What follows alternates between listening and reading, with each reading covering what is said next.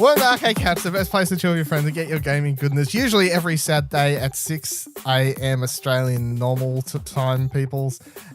This episode is coming to you on a Sunday, although you will have noticed if you're listening to it on Sunday. If not, you're like, whatever. I don't listen to it until Tuesdays usually anyway. It doesn't affect you. But we are waiting to record our main topic, which is going to be about Star Wars Jedi Fallen Order, which is getting its first trailer released at Star Wars Celebration. And that's dropping at very early Sunday morning. So we figured we'll just postpone the episode and wait to bring it to you then. I'm Dylan Blunt. Join me on the show this week, Ashley Hobley. Hey, Dylan. Really hoping there's something substantial for Jedi Fallen Order. I'm really hoping it's more than a 10-second nothingness. Guess what? It's coming on these platforms. End of shit conference. Yeah, don't say that because you'll curse me, and that's my biggest fear when it comes to... it's just in the audience and Andrew Renee is asking all the questions. Please no. Also joining us, Sri Sharona. Hello. Welcome to the show. Yeah, thank you. Glad to be on the couch this week. That's good. This week on the show, we will be talking about Star Wars Jedi Fallen Order, of course. Also, me and Ash finally get to play Elder Scrolls Blades. We're going to be talking about Labo VR, possibly now being something I'm interested in. Assassin's Creed, potentially next game being about Vikings. Troy Baker not returning for his character in Borderlands 3. And we'll start with SEGA not fucking around at all when it comes to this Judgment business.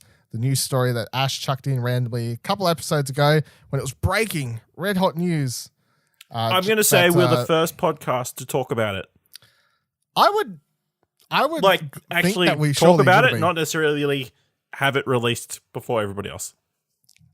No, but considering, it was live at the time when we was recording, so I would say so. So this news story comes from Bleeding Cool. It says, SEGA has already replaced character model Pierre Taki in Judgment. SEGA recently pulled Yakuza spin-off Judgment from the shelves in Japan after character model Pierre Taki was arrested on drug-related charges. According to IGN, SEGA has already completed replacement work on the character Koyomi Hamura, who will now sport an original character design. From IGN, it says they got this press release thing. The character Toji Clan affiliate member Kohi Yahumura, Jesus Christ, who was previously voiced by Taki and based on his likeness, will be replaced as a new original model when the game eventually goes back on sale in Japan. The Western release date of June 25th will not be affected. Quote, we've already finished replacing it, Yakuza studio Toshiro Nagoshi told IGN last week, just 14 days after the initial March 13th announcement. It's an original character this time, not a performance capture. You'll have to wait and see what it looks like. The only reason this news story I was like amazes me so much is it was only a couple weeks ago. If you missed that episode, I missed the story, that the actor who portrays his character in the game was found on drug charges. Drug charges like cocaine or something like that. He got found with something along those lines, I think. And Japan apparently has a really low bar when it comes to any sort of drug, being caught with drugs over there apparently is super shameful, super shameful, to the point that as soon as this guy was caught, and also this actor was the voice of Olaf, I think is what it was in the Japanese version of Kingdom Hearts. So pretty prominent voice actor for a lot of Japanese stuff. But as soon as he was caught on drug charges, they pulled the game off all store shelves. You could not buy it anywhere in Japan. And this was pretty much overnight that they pulled the game. And now within a month or whatever it's been of the drug charges and all these sorts of things happening, they've pulled the game, got another person in to re-record all the lines, and they've gone over and changed all the character model stuff. So they've got his character models now being, as they said, replaced with an original design, but they also had to replace him in other like pictures of him throughout the game, random other voice lines and stuff he had, and then of course they're replacing him in also the Western release where he's voiced by an English voice actor, of course, in that version, but they're still replacing his character model, of course, his likeness, because his likeness was used in the game. But I'm just like, holy fucking shit. I don't know how they do it so fast. It's nuts to me how fast they've moved on this. It's also just interesting from a like cultural standpoint, I guess. Yeah. Like of how big a deal this is to them that they pulled the games from shelves and worked this fast to replace it and everything like that. Because of course, if this was like an American voice actor that got caught with drug charges, it would be a big news story. Sure, undoubtedly. Do I think that most game companies would then be willing to pull their game off shelves and go for all this effort to replace them and stuff? No, hell no. That wouldn't happen at all. You know? What do you reckon, Ash? It's very much a cultural thing from what I hear. Like, even if like a movie star gets caught with drug charges or whatever, they will pull their movies from shelves and they'll never see the light of day ever again. So it's fucking nuts. I mean, in one regard, at least they could fix it. I mean, yeah, the pace at which they'd be able to pull this off, pretty impressive. There must have been a lot of people working a lot of time. So, yeah. Crazy. Yeah. What do you reckon, Sherry? Well, yeah, I mean, I guess it has to be a quick turnaround based around the fact that it's money they're losing, really. I get why they'd want to do it, but yeah, I mean, they had to pull the game. It's not like it hadn't even come out yet. It was already on the shelves, so I can see why they would have done such a quick turnaround on it. And good on them for doing it. I mean, if that's what they believe in and they want to back the correct people and all that sort of thing, then good on them. It's just like, it's, I cannot imagine. My head can't get around the logistics of like talking through the higher ups of the company, getting it green lit, and then like getting all the paperwork and whatever out there. So then people go around to all these, you know, the letter gets sent out to all these game stores, like their EB games or whatever the fuck they have over there. And it's like, you got to take this off shelf. And then they pull the games, they sit them in the back room, and then they would have had to quickly send around couriers to grab all those copies so they didn't end up on the black market. Because although at least a couple have, from what I could read, like people were selling them in pawn shops for ridiculous prices, because obviously they now become a collector's item if you have the original version of the game with the original actor and stuff in it. So, but I'm just like, it's fucking how fast it all happens, and I just can't imagine. I honestly cannot imagine any American studio doing this for any crime, really, apart from like a mass shooting or something. I don't know. I don't know what an actor would have to do in America, like a voice actor or whatever, to get the same sort of treatment, honestly. Because I just feel like most companies here would be like, it's out there, whatever. Yeah. Like, money. We're not going to spend the money to like replace the person, plus spend all the money to get all the games tracked back down and brought back in and stuff like that. I just don't feel like it would happen at all, because then it's like you line them up and it's like, yeah, Japan just has a culture. Well, Japan's pretty small in comparison to America. Well, so I think the other thing you've got to look at too is, if something like this happened in America, would the people purchasing that game not purchase the game because of that actor? And the answer is probably no. They'd just be like, whatever. Whereas, because it is a cultural thing in Japan, it is likely that people wouldn't purchase the game. Like, you know, it might be also the possibility that they're going to lose sales based on people's beliefs, you know? So I can see from that point of view, there's probably a pretty big difference between them. Yeah. You know, it might be money that they might need to spend to do it, but they're going to be losing money in the end anyway. Yeah. It's just interesting, I suppose, like big cultural differences between places and stuff. Can I also say, I like the comment at the end of the story that you've given that says they hope that the character model is Christopher Plummer. Oh my God. That's actually pretty funny. Okay. If you was getting down on E3 this year, CG Projekt Red or Blue or whatever the fuck Kieran used to say. Was it Blue? What was it? CG Projekt Green? No. CG Yellow. Projekt Red. It was CD. CG. That's it. Yeah. CD Projekt Red. Don't CG throw Projekt Kieran Red. under the bus. You were the one who said it originally. You said it the year before. Did I? Yep. All right, I'll throw me and Kieran both under the bus then, because Yep. it was a running joke for a fucking 6 months or so. So Platinum Explosion, listen to our PlayStation podcast. But CD Projekt Red says that you should still be excited for E3 because it's going to be the biggest year for Cyberpunk, apparently. So the story comes from Push Square. It says, during CD Projekt Red's most recent financial briefing, CEO Adam Kaczynski this year said, quote, "This year's E3 is going to be the most important one ever for us. We have prepared a really strong show." Continues, "This is coming off the back of Cyberpunk 2077's impressive re-reveal at E3 2018. So the Polish developer clearly has big plans for this year." So I guess the question is, what is it? What are we getting? What's happening?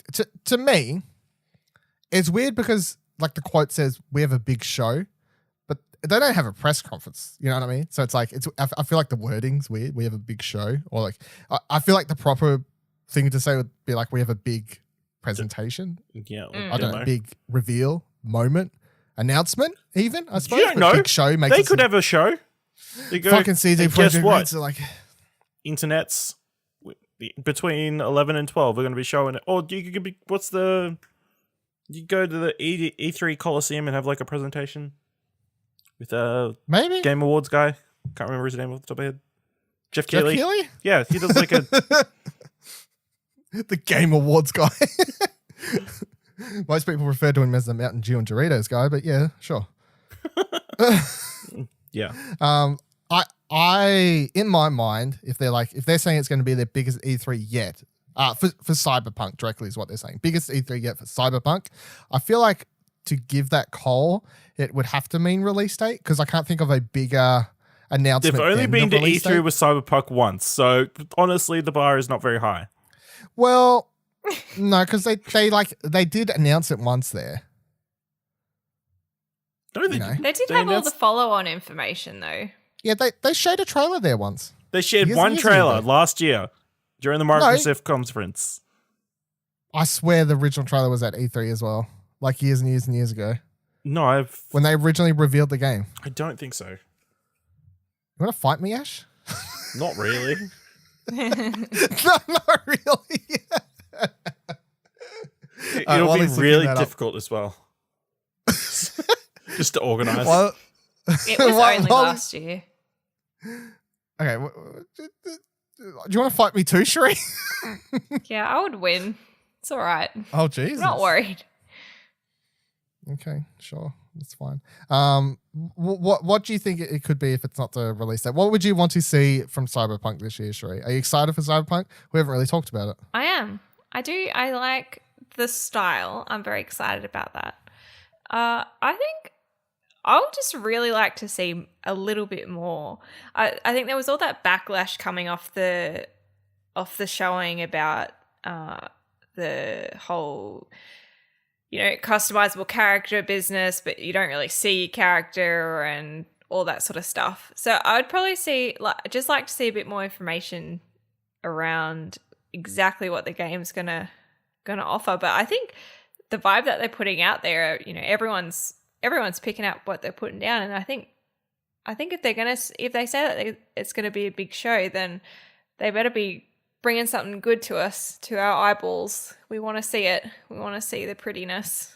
Well, they were saying this directly about Cyberpunk, but then they also, like in a meeting, like there was this news story from the other week where they said that they're apparently going to release another big RPG before the year 2022, I think is what the year was. The Witcher So- 4. Well, a lot of people are jumping to that or something like that, but I don't understand a world in which we don't have a release date for Cyberpunk, and at earliest, like if they come out and announce it's coming out this year, then that's crazy. I wouldn't bet my money on that, but I mean it's not out of the impossible, I guess. But I would say next year. But then it's like next year's 2020, so then they're going to release that, and then within 2 years they're going to, before the end of 2022, they say they're going to release another big RPG. I'm like, I don't know. That's like Yeah, that's a lot. I reckon. Well, they might just give us a little bit of a snippet of the next one. But I mean, if this is going to be such a big game as well, how are our lives going to survive with two two big ones that could potentially be close together depending on what this other project is. I don't know. I don't think we can. Who's got the time for that? No one. I don't know. How we survive? Only the people who are playing Sekiro have the time for that. That's no one. That's true. They've all thrown it out the window, like Dylan. Clearly not. Not if you look at my comment section. Ash. Okay, I would like to point out that it was originally announced in October of 2012 with an initial teaser video in January of 2013. So I was all right. I would expect them to have like a big... Yeah, years were right. Obviously, but we had that like it was only revealed last year. Yeah, we had that long gameplay demo last year. So I expect something similar to that, sort of showcasing more of the abilities and that sort of thing that we can do throughout the game. That would be my bet on what they show. Yeah. The release date, maybe if it's in the next 12 months. Otherwise, I wouldn't expect a release date. March 2020. Like, surely it wouldn't be that this year. That'd be nuts. Well, it could be because... It could be. I mean, it's not impossible because they could show it, of course, at June and say it's coming out October or whatever, like some Hollywood holiday period. I don't feel like they need a big...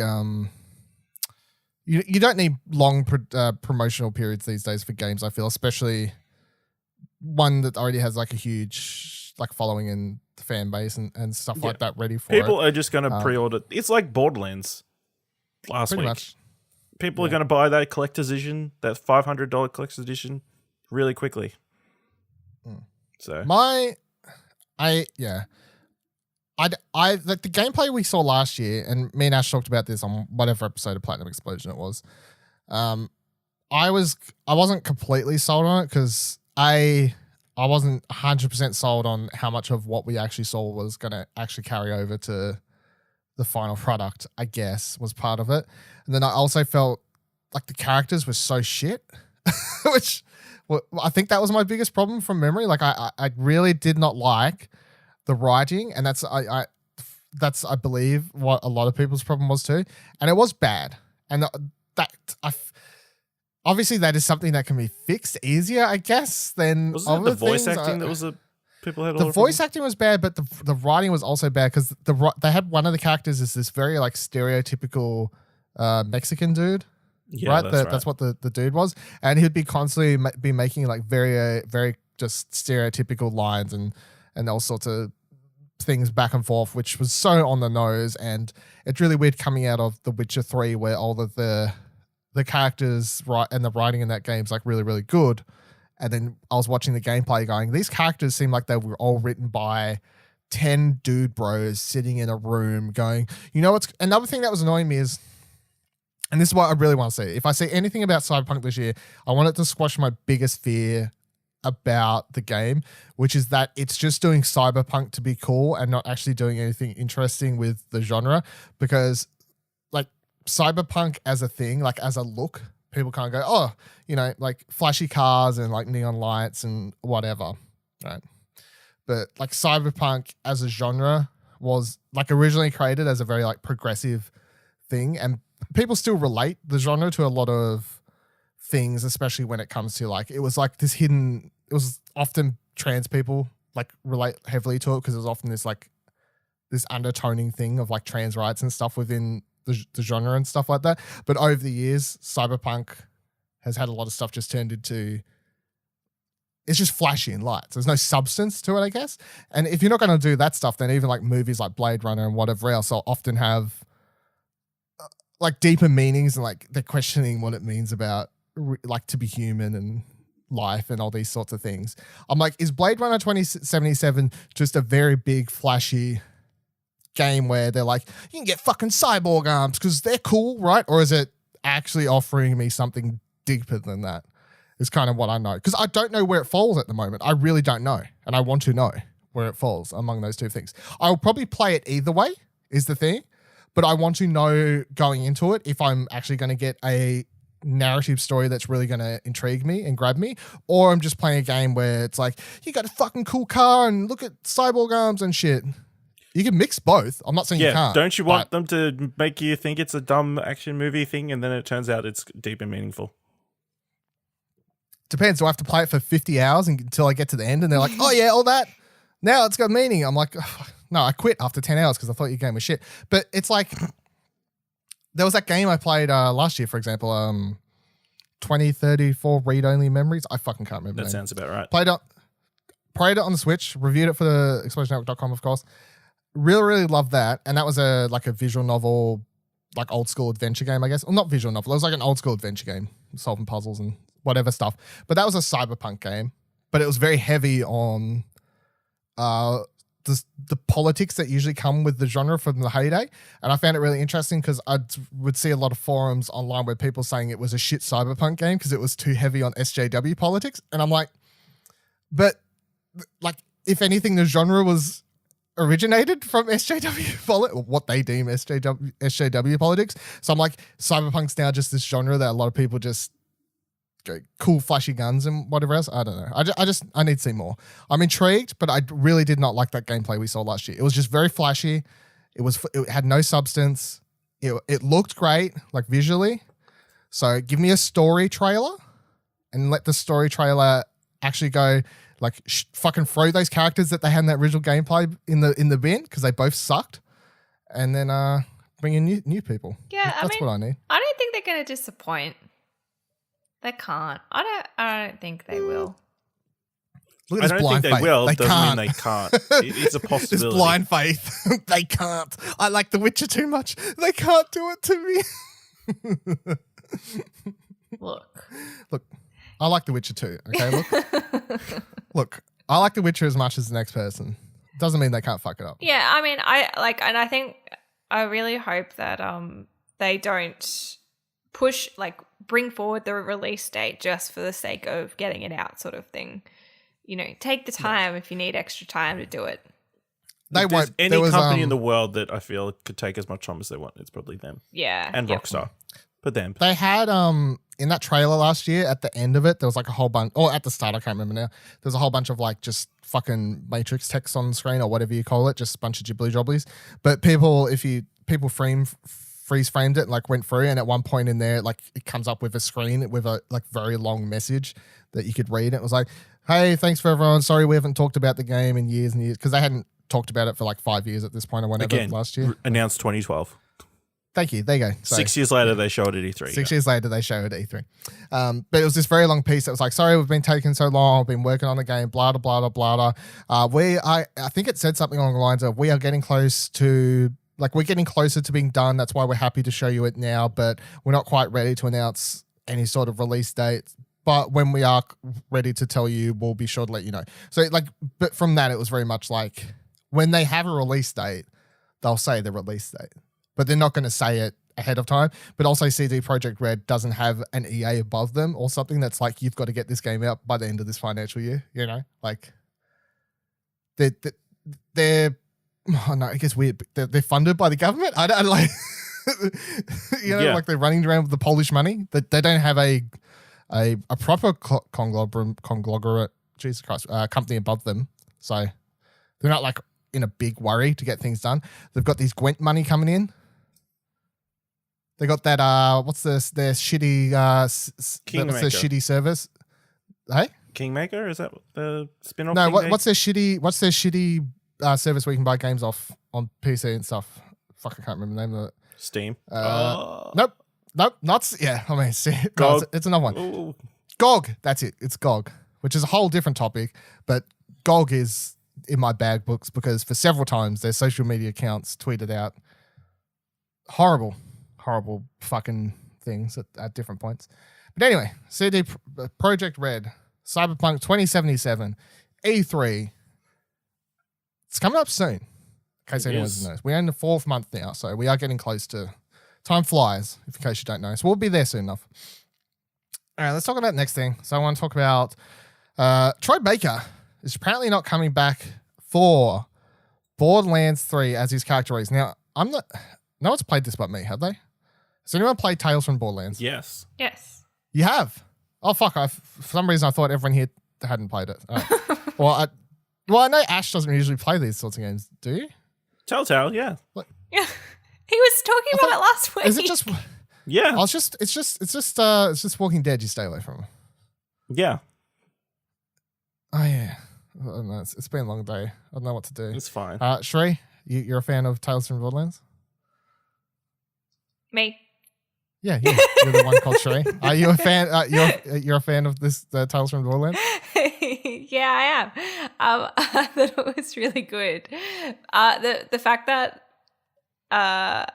Troy isn't coming back is sad. It makes me sad. I think he did a really good job, and he's what sort of made that game for me. Brought a bit of life into it in different ways and in his own way. Obviously, you know, he's done so many other projects and stuff, and I love him from those. But this was special, especially because it was, you know, Borderlands. So Borderlands. Borderlands. So yeah, I think it's disappointing. I think there's got to be so many people that are disappointed by it. Yeah, a lot of people are disappointed. So it was posted on Reddit by one Joshua J. Anderson. Hey, we know that guy. I believe we do know that guy, yes, which I did find quite a funny coincidence. Posted it on Reddit, and so the quote, he's asked at Supernova about it, and then he says the following. Says, it's just the fact that it's like, I did that, you know, man, and I'd like to do it again, and I don't agree with how they're handling it, and I hate to get more political about it, but Tales of Vesperia kind of got me a little bit because he wasn't asked to come back for that game either. The people at Atlas were cool enough to bring me back for Catherine because I love that character, but yeah, I just really want Gearbox to know that if they're going to bring back characters from Telltale's Borderlands, it should be people that originated the characters. They shouldn't just recast willy-nilly because as a fan, that matters to me. If I turned down the role flatly, we wouldn't be having this conversation, but yeah, I want that real hard. The role, I'm sure he means. That's what I terrible that as. Troy Baker impression.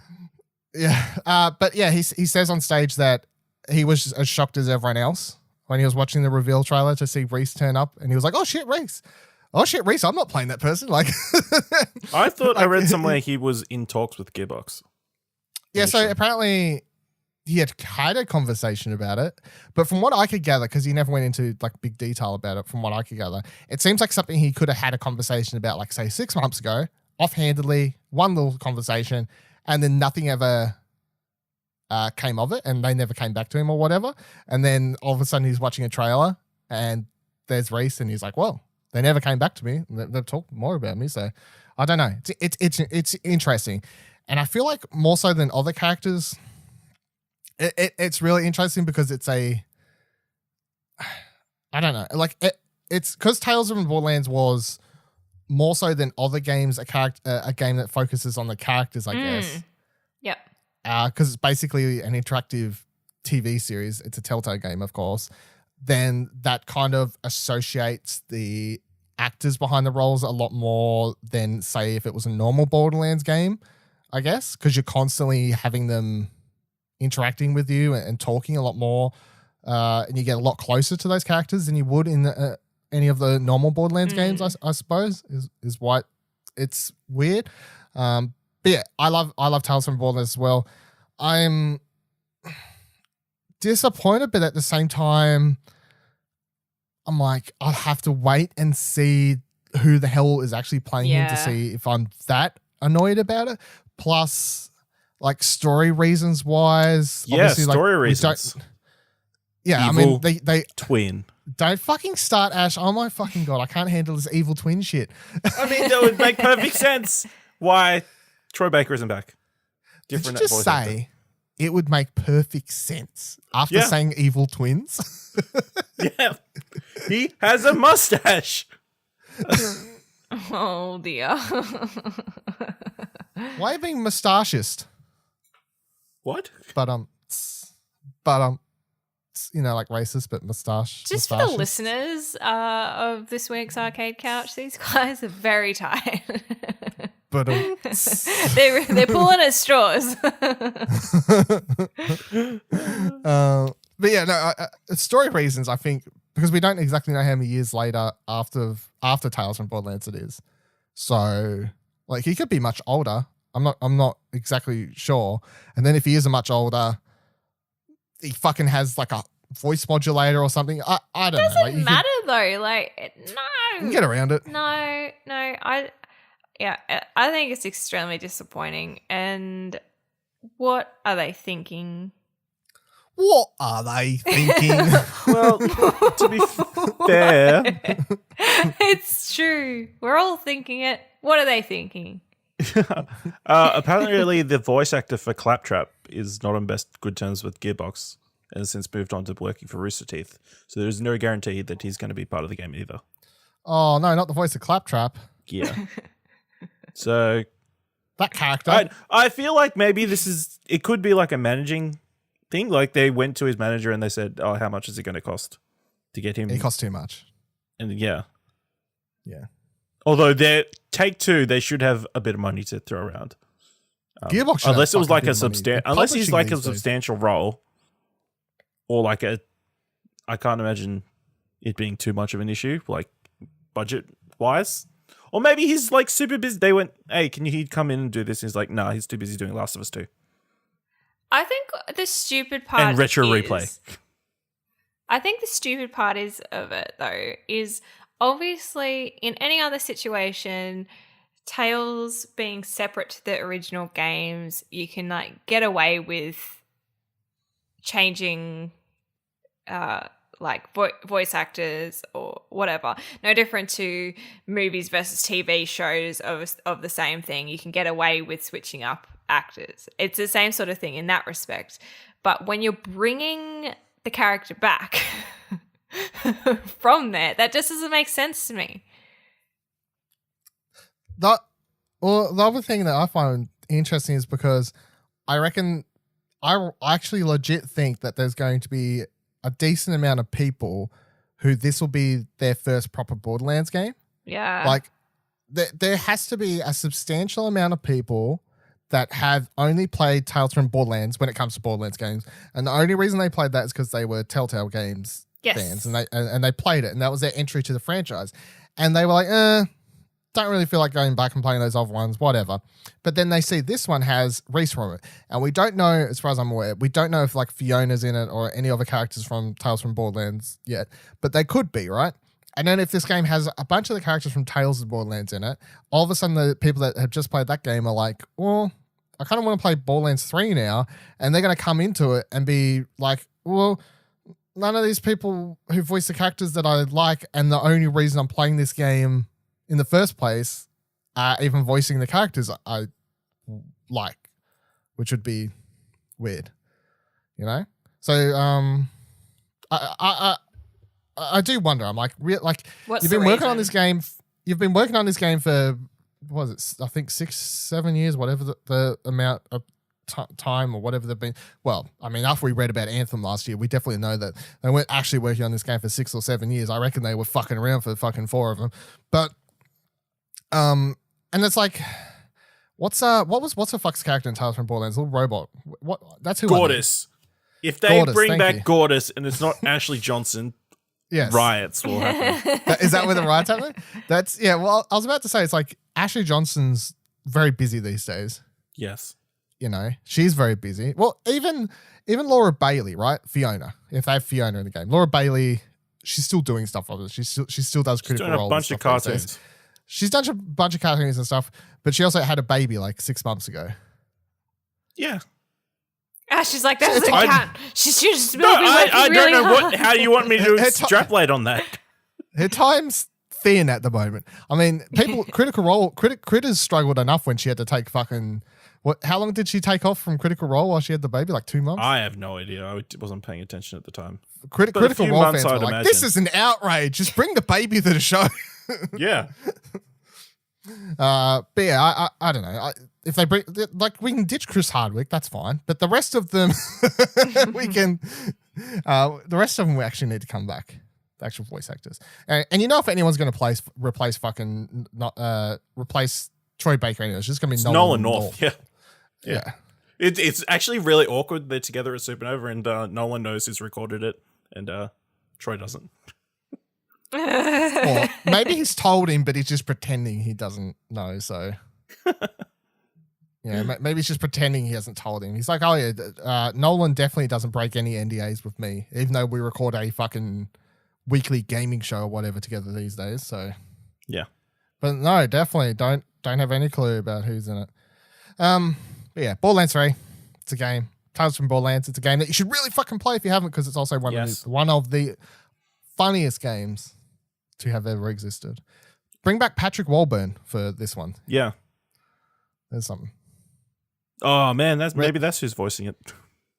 Patrick Warburton. No, thank you. Yep. No, thank you very much. Also, no, give me Gortys merchandise. Yeah, best character of that series for sure. Gortys. Loaderbot, close second. Yeah, Loaderbot. Yeah, actually, yeah. All right, moving on. Next, we have news on potentially the next Assassin's Creed being teased. It's actually funny because they weren't leaked on an airplane, a bus, a boat trip, or anything like that this year. Apparently, they just Ubisoft decided, fuck it, it's going to leak anyway. We'll just put an Easter egg in the Division and let people figure it out. So this news story comes from PlayStation Lifestyle.net. It says, on April 24th, 2019, we reported on an interesting Easter egg in The Division 2, which may have hinted of what the next Assassin's Creed game may involve.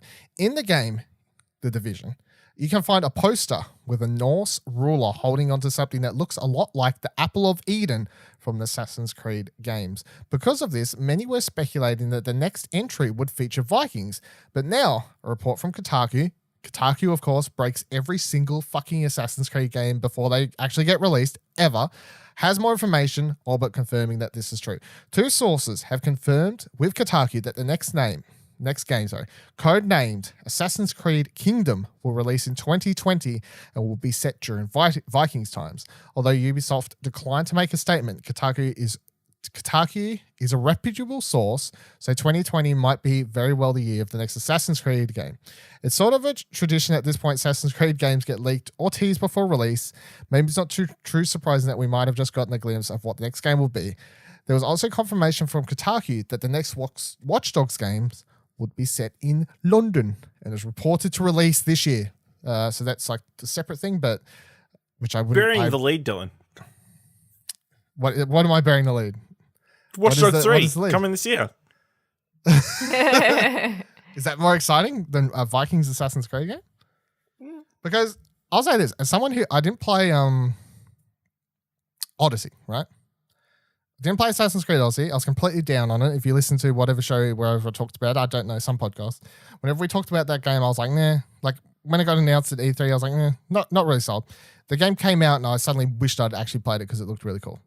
No time for that shit now. But when I saw pictures of people roaming around and riding unicorns and Pegasuses and stuff, I was like, yes, please. I need this game, and I'm missing out highly. And you could do little shanties on your boat with your team of fucking Wonder Womans and stuff like that. I was like, yes, this game is a lot cooler than I thought it originally looked like. But I missed out. Assassin's Creed Origins. You can always go back and play. I mean, no, there's no time for that, Ash. There's no fucking time. You've got all this free time that you set aside to play Sekiro that you can use to play Assassin's Creed. I haven't played Sekiro since I chucked it out the window. You were going to play Sekiro for a long period of time, and now you've got all that free time to play something else. But do I though? Do I though? Moving on. So I didn't like Assassin's Creed. I got Assassin's Creed Origins back when that came out. That was the last Assassin's Creed I actually played. I never finished it though, for whatever reason. I don't really remember. Something else came out. I moved on. I kind of got bored after a while, I guess. Not the game's fault. It was just like big. I didn't find the story super interesting. I didn't like the main character. He was kind of boring. I was like, whatever. So the last Assassin's Creed game I think I've liked like chronologically, whatever release order, was the London one. I think it was Syndicate. Yeah, so that one was good. That was underrated as far as I'm concerned. Everyone was like, I'm sick of this shit. But it was good. You got this guy, he's wearing a top hat. It's basically like Gangs of New York. And then you've got the chick over here, the sister, and she's like this fucking Gangs badass of New York, assassin. except in London. Cheerio!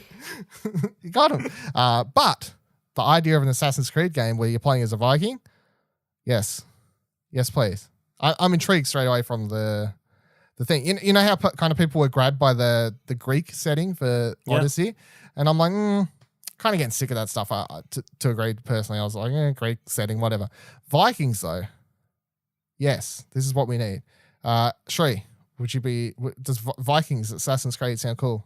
Yeah, maybe. I haven't played an Assassin's Creed in a while. What do you guys think about the whole leaking business? I know it's something that we've discussed in the past about, do you wish that things hadn't leaked or come out early, or would you prefer that you did get this, or would you prefer something small came from them?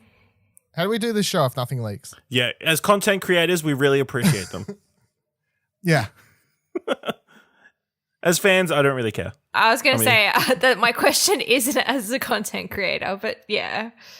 I reckon it'd be all right. I mean, it's the year. It's the year for it. If they want to bring it out. After God of War, they're like, yeah, let's make an Assassin's Creed Vikings. We got this. Yeah. I reckon it'd be cool. It'd be definitely on a different train than what they have been on the last couple. So got to mix it up.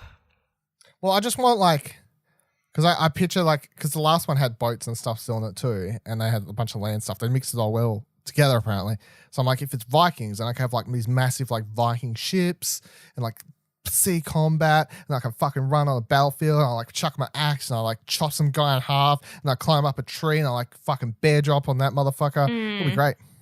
Well, I think what you'd want to see as well though is the last couple of games they've found their stride and what really works for them for the actual world and the cleanness of everything and how beautiful everything is. So I would be really interested to see how they're going to translate that into a world that is for Vikings. Dark. You don't need it as clean. That's going to be their mistake. Dark, grimy. You know? Witcher 3, basically. Dead landscape. Yeah, but look, mate, you don't know what they would do. I'm just saying that they have to be able to step away from that and create this amazing world. Otherwise, you're going back to old Assassin's Creed. You know, you need to keep up that good work. Keep up that good work. You know nothing, Jon Snow. Nail the theme, and then we've got it. Nail him in. How about you, Ash? I don't know. Maybe it feels a little bit, the Viking thing's been a bit overdone. You know, we got the Vikings TV show. We've got God of War. We got the Thor movies. We got How to Train Your Dragon. All this Viking stuff. I don't know. I feel like maybe it might be running its course. Also, Vikings don't strike me as the most stealthy. You know? Who says they have to be stealthy? Assassins are stealthy. But we're not waiting for people to sleep in their tents in this game. We're just chopping their heads off. Murderous Creed. No one says I need to be Berserker's slinking up Creed. behind people assassin. I'm more like a loud Viking assassin. I yell, I run into the middle of the town and I yell I'm about to kill someone, and then I hide in the bush and then I kill them. This is violent, but sneaky at the same time. I don't think you know how sneaky works. Yeah, if you get caught, a big fucking apostrophe appears above. Yeah, your head. big red apostrophe. Exclamation mark. Exclamation mark. That's the how. punctuation thing. Yeah. Yeah. Assassin's Creed Vikings coming out this. How do we feel about the other thing though? So Watch Dogs in London or Cab Town. Yeah, I'm really looking forward to you hacking it so Brexit doesn't happen. Imagine if that's the actual game's theme. I mean, guess that'd be pretty cool if you're play maybe as an immigrant and they're you don't like the Brexit, so you keep hacking those European documents. So it's based on the hit game Life. Papers, Please. Life.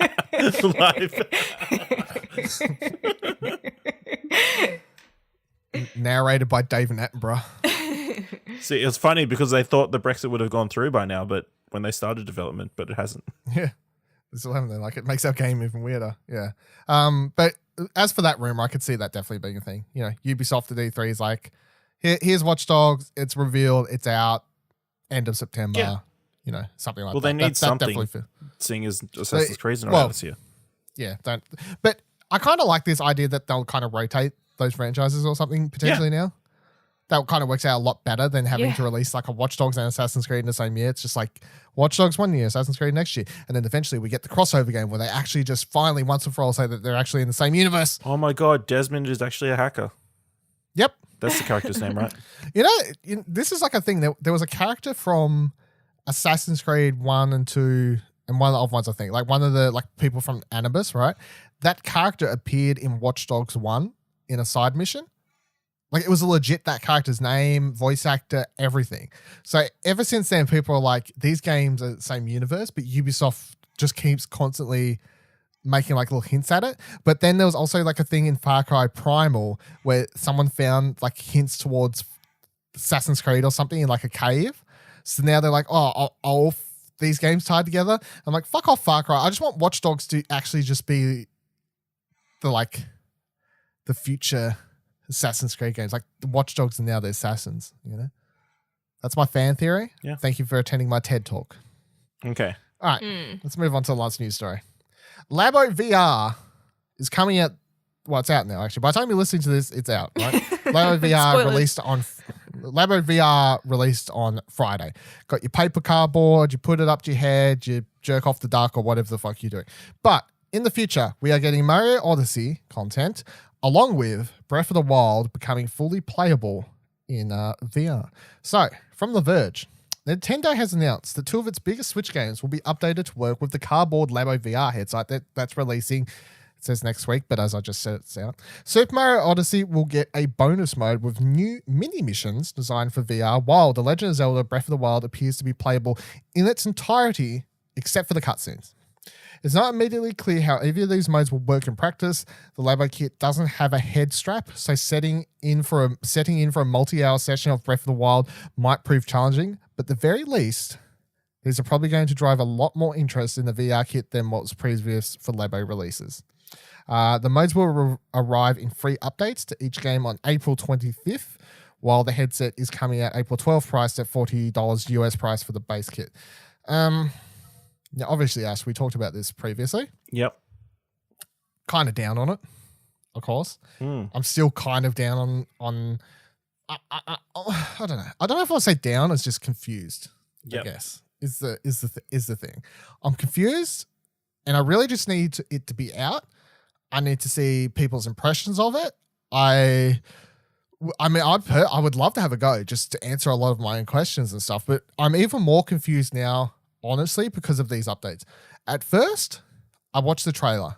I'm like, Zelda, they're really trying to make this into a thing, like a free update that makes Breath of the Wild fully playable in VR.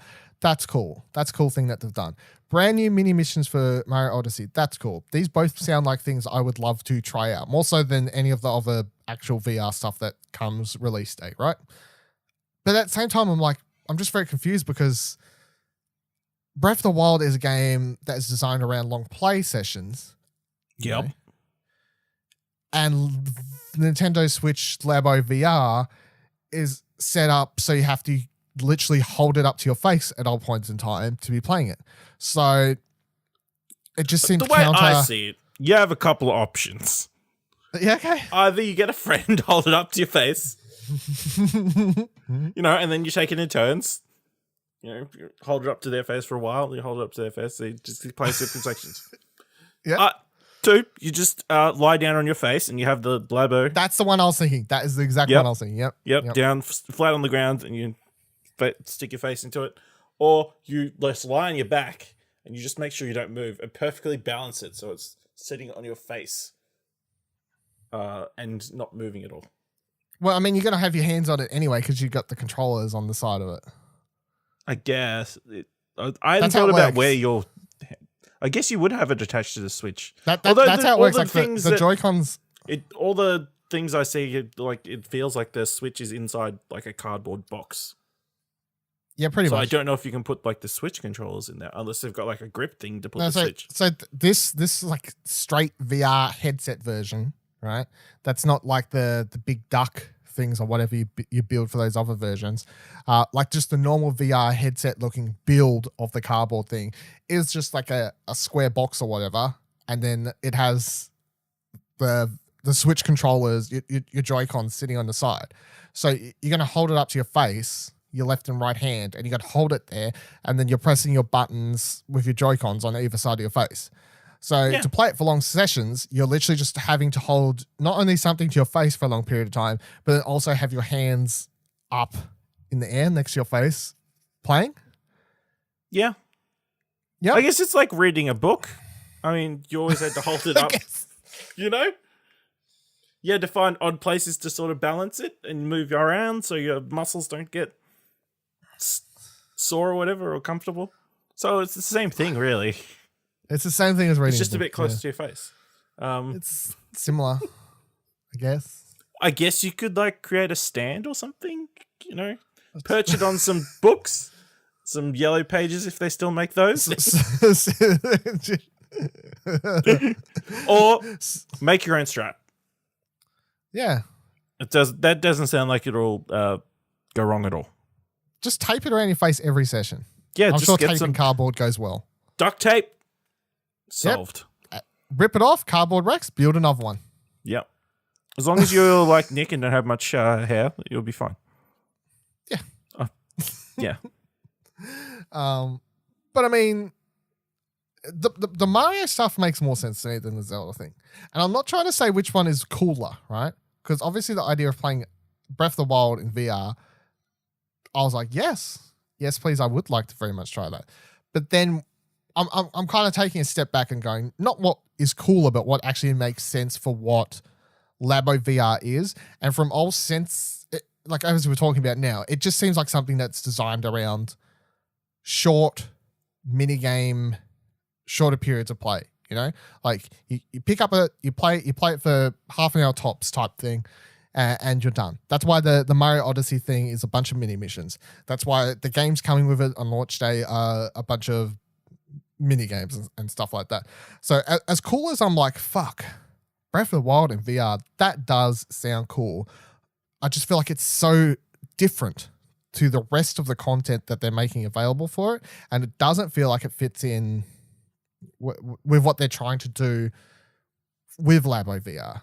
Because it's, if anything, Breath of the Wild in VR feels like, I hate to use the word like proper, but like Breath of the Wild VR fits into a category of like a proper VR game, right? It's like, that's a core game available in full VR. Okay, actually, that's now interesting. that I think about it, I'm not sure how well that would actually work.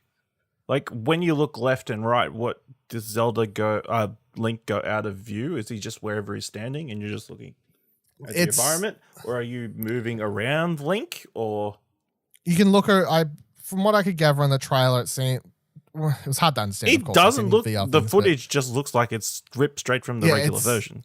Yeah, but when they're like voicing over it, they're saying like it's third person still. It's not like suddenly they've made a first person Zelda or anything. So from what I can gather, it is like the camera is.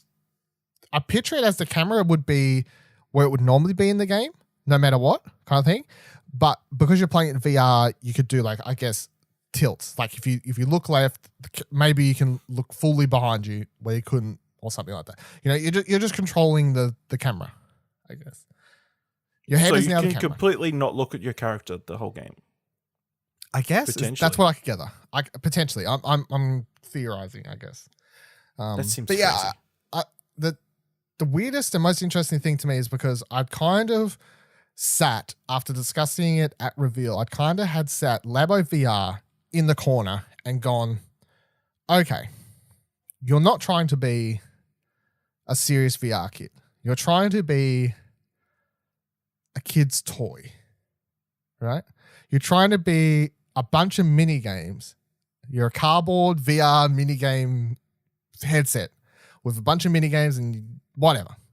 But then I feel like when you start putting something like Breath of the Wild in full VR on it, I'm like, okay, are you trying to actually make a serious VR headset, Nintendo? Is that what we're trying to do now? You know, it kind of just counteracts what I thought they were trying to market it as. Because now it's like, oh, it's a VR headset. Because now people are going to be like, what's the next VR? Like, what other games could they activate full VR modes in? What could be next? Free VR updates? Do we all have to buy the Labo VR kit now? Is that what we have to do? I don't know. I'm on the fence of getting it currently though, but only because of how intrigued I am. Now, I don't For want to pay science for reasons. it. Yeah, well, content reasons really. I just want to be able to talk about it after Also all my science. shit talking and questions. Yeah, science. I don't want to talk about it, and I don't want to build it. I just want to try it. I don't know how I don't know how I get to that stage, but we'll see. But the, So you're the going to buy a updates out. second-hand one. Yeah, how's that even work? Is it secondhand if they build it? Is that maybe that's actually a better that's a better version of it. That means I don't have to fuck around with the cardboard. We'll see. Because it's out, of course, by the time this is out, it's out. The normal version, not the updates. The updates for these games aren't out for a couple weeks. But I want to read reactions to the headset or to the normal versions of these builds and stuff, just so I can gather my general idea of what I'm in for potentially with Breath of the Wild and VR. We'll have to wait and see, I guess. It's interesting though, for sure. It is $60, and you're probably not going to be able to return it.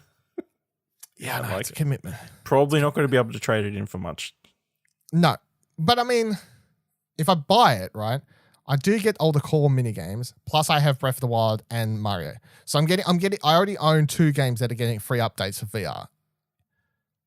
So I've content. It's not like I'm just stuck with the mini games, or I have to buy Zelda to try it, or I have to buy Mario. These are games I've already got. It's possible. It's possible to do things. Add a VR mode to Yoshi's Crafted World. That's what we really need. How would that even work? Don't know. Just They'd have to add like a whole nother dimension for it to work. or just make it like just a deeper environment. You know, looks cool. Something like that.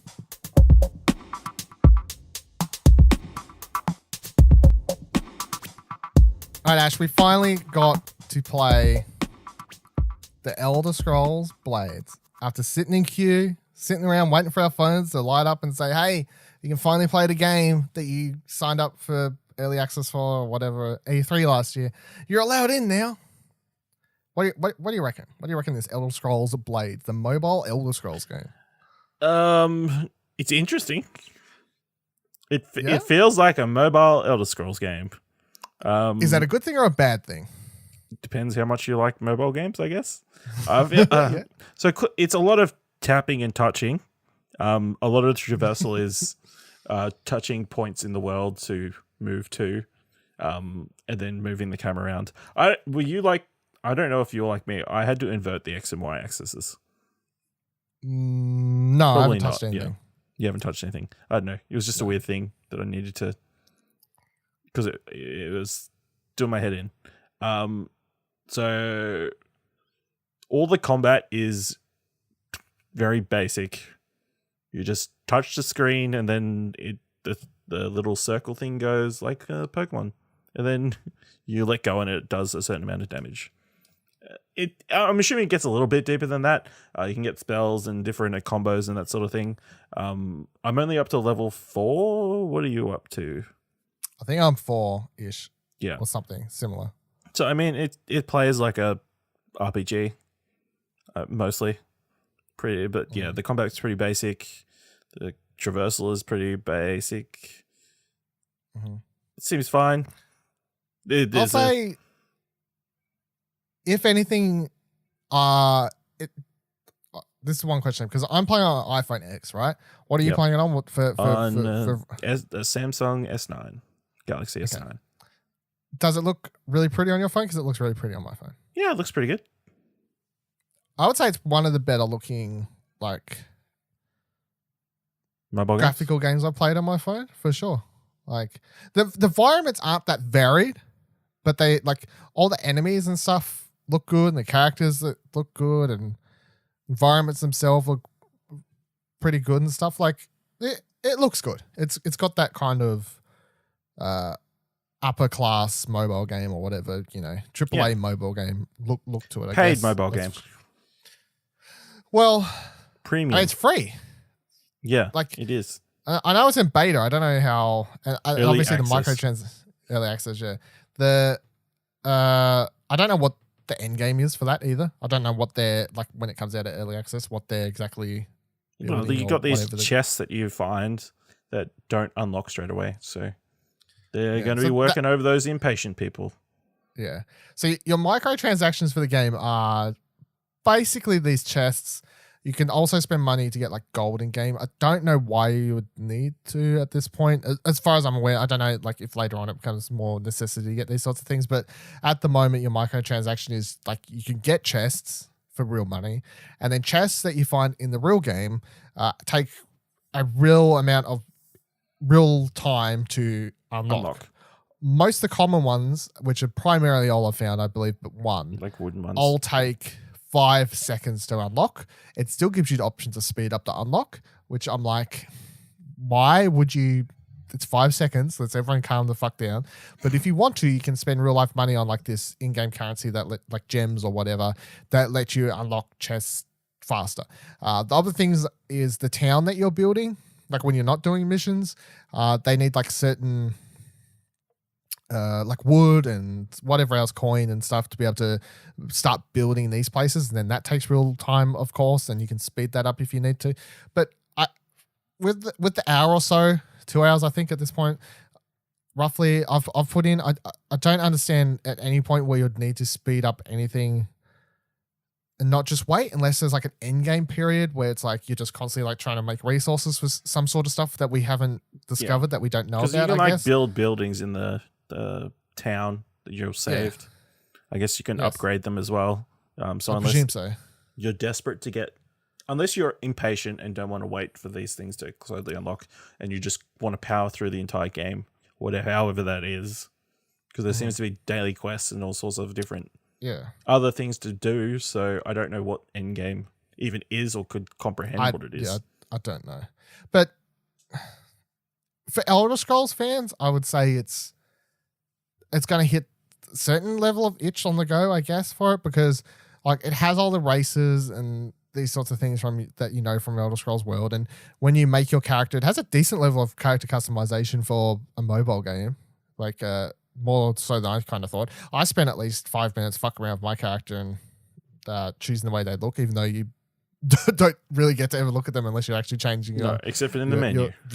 Except for in the menu, yeah. But you know, you've got all your normal races and stuff to pick from, your lizard people, your cat people, whatever, Catharthi, whatever, I don't really know.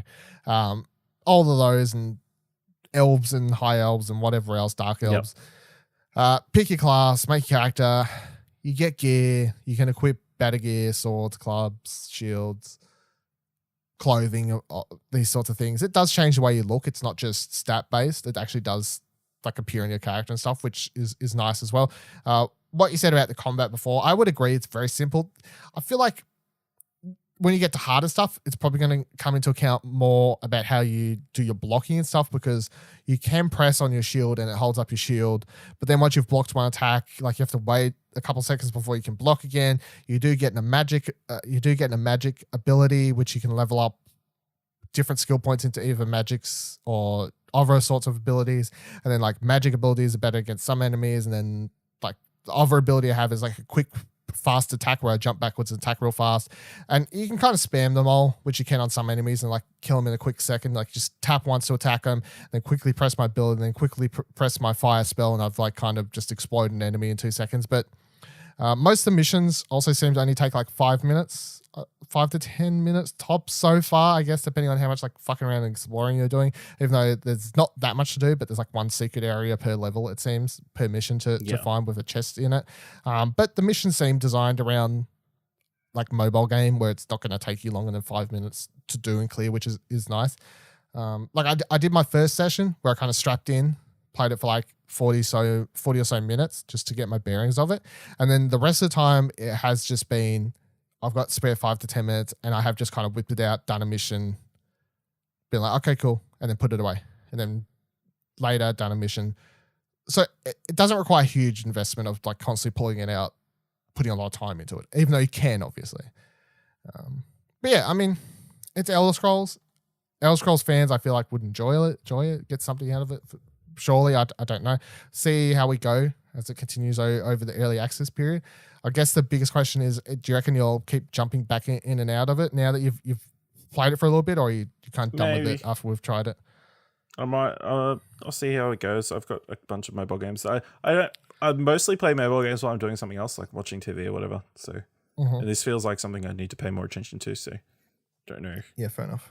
Yeah. Fair enough. Well, yeah, like you're talking to characters and they're giving you like, oh, I gotta say, blah, blah, like a lore character, whatever. Yeah. Like it's not just mindless, I guess. Even though you could mindlessly play it, but I don't know. Elder Scrolls, you kind of want to pay attention to the story somewhat, I guess. Yeah, right. Talking about mobile games you've been playing another one. Gears Pop. Yes. Game of E3, Microsoft's E3 conference. Now, I didn't actually know this was out until you chucked it on our notes here. Is this like actually out, or is it early access as well? I think it's just early access. I'm not 100% sure. It is on Android only at the moment. The main reason I put it on here, I've been playing for like a week, and then it's got the Xbox Live thing in it, you know? Oh, really? It's like built so into the... it's like You got logged onto Chivos? my account, got the cloud save. So then the other day, the game just froze, and then it wiped my save. I'm like, oh, cool. I'll just log in, get my cloud save. No, it wasn't working. So several days of work. So I was planning on coming here, complaining about that, and then I went one more time. Oh, I'll just give it one more go before we start the show. Start talking about this, just so to give him a fair chance, one more crack, and it worked. So several days of work saved. Yeah, it's like a simple tactical sort of PvP sort of game. It's kind of like Hearthstone-esque, where you get a certain amount of gems each that slowly build up. Like so, you get there's like actions per turn. Yeah, no. So there's you've got like a bunch of cards, and they've each got value. So this for casting, like cast cost. Yeah. So that builds up over time, and then you just put out soldiers who go up like it feels like a tower defense sort of game, but two ways, I guess it's the best way to sort of describe it. But yeah, you go up and you've got to destroy 2 turrets and then your enemy to win. Or there's a time limit on each game, so whoever's got the most turrets or points or whatever gets the win. So you could just win with one turret if you're is it all perfectly. PvP, or are you playing? It is all PvP. There's like a training mission, but everything is PvP. And again, there's like chests each time, but you can only be unlocking 4 chests at any time. So normally I just get 4 wins and then just leave it for a few hours till everything unlocks. Yeah, it's a good time sink. It's fun. I don't know how the pop vinyl designs don't really work. I mean, they're fine. I mean, is it that, or is it the Gears of War factor, or is it just the pop? I mean, stuff? I'm not a huge Gears of War person, but so that doesn't really draw me in. I mean, the pop, it's a fine design. It works. They look like characters that I mean, as a Gears of War person, I would probably.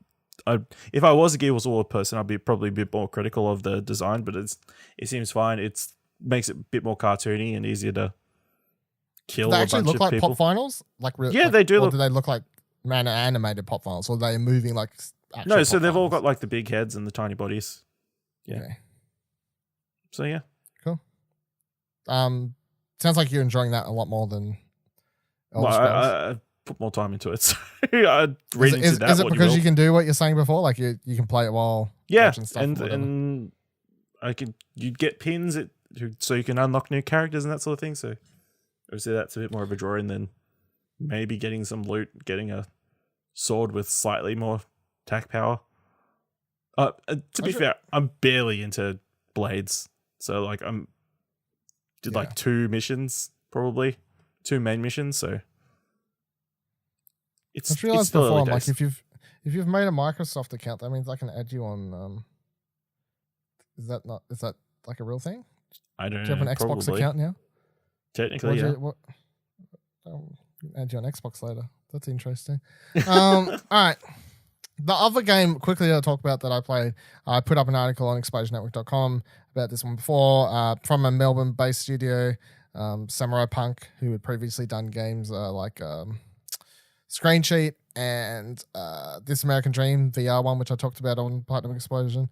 It's called Feather. It's nothing like any of the other games because it's basically a meditation experience. You are a bird. It's on Switch, which they sent me a review code for, and it's also available on Steam. but you are just a bird. You are floating around this island, and you can find like 9 different like Quidditch circle hole type things around the place. Flying through one of those will change the song. There are 9 different songs. Find the one that suits your mood, and then really you just float around and fuck around. And it's one of those things you're like, why? How would I play that? But I mean, I played it for like an hour. It's very relaxing. I was playing with headphones on, which I think helps for the relaxing. I found one song that was kind of hitting my my soothing thing, because I kind of feel like some songs will obviously work differently for people. Like I found one, I'm like, no, this isn't soothing at all. Fuck off. So I went and found another thing and I changed the song. But this is relaxing.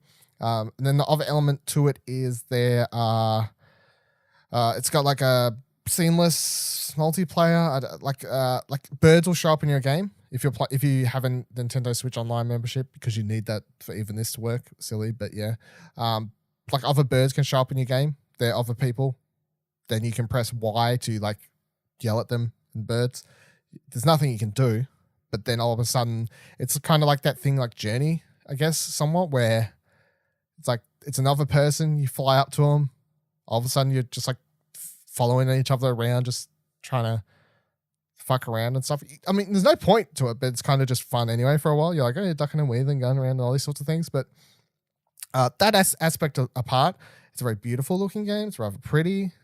And I think if you want something you can chuck on your Switch to pull out potentially, if you get stressed at work or something and you think you could pull out for 10 minutes in your lunch break or something, plug in the headphones, play this for like 10 minutes to help like relax a bit or something like that. I feel like it could kind of serve the purpose there for sure. It's definitely not something you're going to sit down and you're like, oh, I can't wait to get home and play Feather. That's really what I want to do. It's more like, you know, play it for 10 minutes, take your mind off things, relax you. Yeah, so Feather, Australian studio. It's a bit of an experimental game, but it's like $13.50, I think, and at the moment it's $12.50. It's like 10% off launch price or something like that. But yeah, Australian game, Steam, Switch. Check it out. Read my thing, explosionnetwork.com if you want a little bit more about it. And I put up I quickly edited together some gameplay, like a bit less than 2 minutes. Chucked it up on youtube.com/explosionnetwork as well if you'd like to check out some gameplay.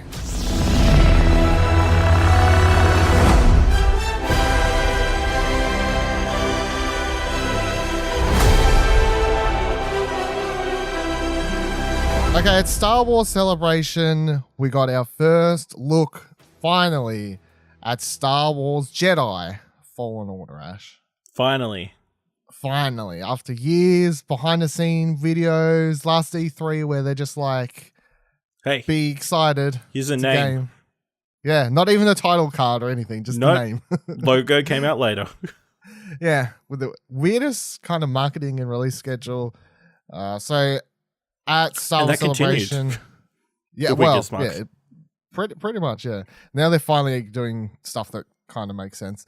Star Wars Celebration, we got a story trailer, which we'll get into in a moment. Obviously, we got a whole bunch of details about the game, when it's coming out, some people involved in it, blah blah blah blah. What we didn't get is any sort of gameplay that will presumably, I think it's very safe to say, show up at E3. That's kind of what was predicting what would happen anyway. It just makes sense. Yeah, because EA is doing like a festival thing. They're not having like a press conference, though. Yeah, it's no different than they've done in previous years. Like they're always off in their own separate. EA there's not going to be like a or whatever presentation. No, is what they said, I believe.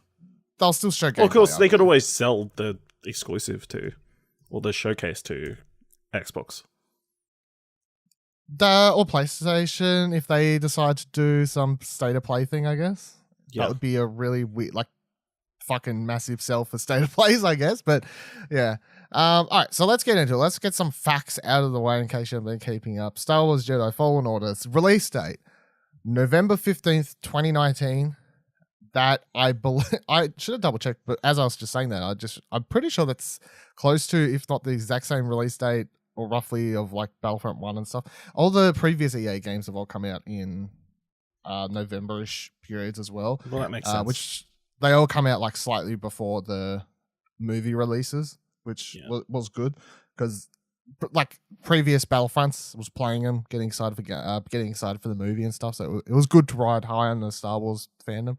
It's coming to Xbox One, PS4, PC via Origin. You don't have to worry about your Epic Game bullshit here, everyone. But I mean, you still do because it's another installer. It's not in Steam. What the fuck? Yeah, let's get started on that. One interesting thing of note to point out here before we get into the game as well, considering last week, of course, we talked about EA, Anthem, BioWare, Frostbite engine, all these sorts of things, and also pointing out that Apex, which is Respawn's other game, well, their most recent game, because this has been made by Respawn Entertainment as well, Apex was made in not Frostbite, and Star Wars Jedi Fallen Order is also not made in Frostbite. It's made in Unity. So, just interesting little tidbits to the whole EA. Well, that's not surprising because they started work, 2016, I believe, on this game. 14 that the game director came on board. So 2014. They weren't bought by EA till 2017, so that's why they're still using Unity. I know, but Unreal or whatever. I think when we get to the end of the year and EA looks at their fucking games and everything, and like, if we're going to just jump to assuming this is some sort of success, it's just blindingly dumb how they can be like, oh, Apex did great. Didn't force our shit down their throat with shitty, like, of course Apex says. They'll go, nah, it would have been better if it was on Frostbite. That's what they'll say.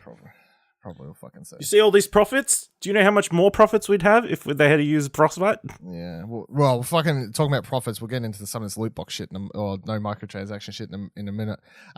Characters in the game, so the only ones that we really got core, so the main character's name is Cal Kestis, I believe is how you say it, being portrayed by Cameron Monaghan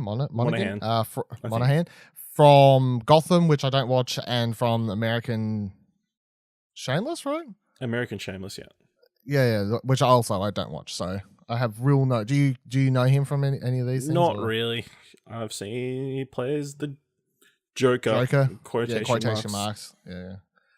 I'm sure people online have seen pictures of him from Gotham when they float around, but I don't personally watch Gotham, so no.